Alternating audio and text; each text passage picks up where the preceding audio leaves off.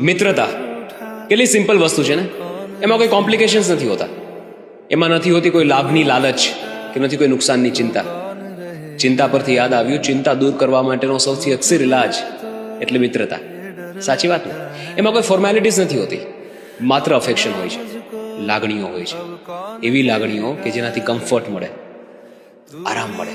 પાકા મિત્રો સાથેના તમારા કદાચ એટલા બધા ફોટોઝ નહીં હોય, પણ મેમરીઝ તો સૌથી વધારે એમની સાથેની જ હશે. પેલું કહેવાય ને કે जिन दोस्तों के साथ सुकून मिलता है अक्सर वक्त उनके साथ बहुत कम मिलता है. કદાચ રોજે કોલ્સ પર વાત નહીં થતી હોય, પણ તમારા વિશે સૌથી વધારે તો તમારા પાકા મિત્રોને જ ખબર હશે. તમે રોજે મળતા નહીં હોય, કદાચ અલગ અલગ શહેરમાં રહેતા હોય, અરે ભાઈ અલગ અલગ દેશમાં કેમ ન રહેતા હોય, પણ તમારાથી સૌથી નજીક તો એ તમારા પાકા મિત્રો જ રહેવાના હંમેશા. અને મહિનાઓ પછી કે વર્ષો પછી જ્યારે તમે એમને મળો એટલે દુનિયાની બધી ચિંતાઓ એક સાથે ભૂલાઈ જાય. હું તો કહું છું, દુનિયાનું બધું સુખ એક તરફ અને તમારા પાક્કા મિત્રોને મળવાનું સુખ એક તરફ.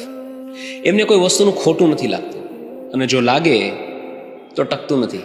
એક ચા પર સમાધાન થઈ જતું હોય છે. સાચી વાત ને?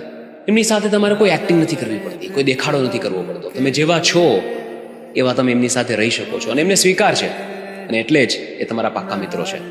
ઘણા બધા લોકો માટે મિત્રનો ખભ્ભો માત્ર એક એવી જગ્યા હોય છે દુનિયામાં કે જેના ટેકે એ રડી શકે, હળવા થઈ શકે.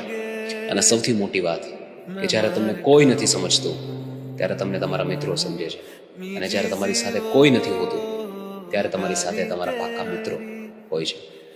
અને જો તમારી લાઈફમાં આવા મિત્રો હોય, then you are one of the luckiest. આ વિડીયો અમને મોકલી આપો.